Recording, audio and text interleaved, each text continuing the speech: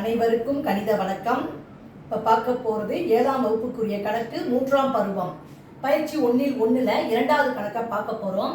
கீழ்காணும் தசம எண்களை கொடுக்கப்பட்ட இடமதிப்பிற்கு முழுதாக்குக அப்படின்னு கொடுத்துருவாங்க. என்ன பேர் அது?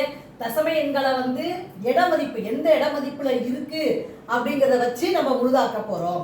இந்த கணக்கை பொறுத்த வரைக்கும் 5.992 கொடுத்துருக்காங்க. இந்த கணக்குல 10ல் 1ஆம் இடம்னு கொடுத்துருக்காங்க. அதை நான் அண்டர்லைன் பண்ணிக்கிறேன். 10ல் 1ஆம் இடம் என்னது? இந்த நம்பரு 9 இருக்கு.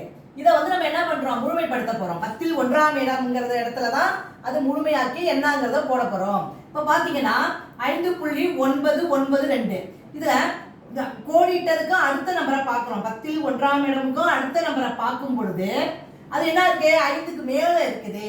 அப்ப இதோட 1 கூட்டுறோம். கூட்டினால் என்ன வந்துடும்? 9 1 10.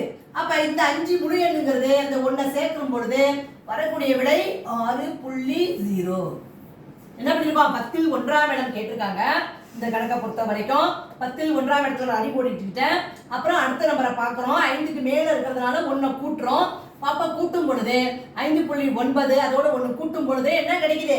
6ங்கிற விடை கிடைக்குது. அதாவது 6.0ன்னு எழுதிக்கலாம். 10ல் 1ஆம் இடங்கிறது 0ன்னு வருது. புரிஞ்சுங்களா?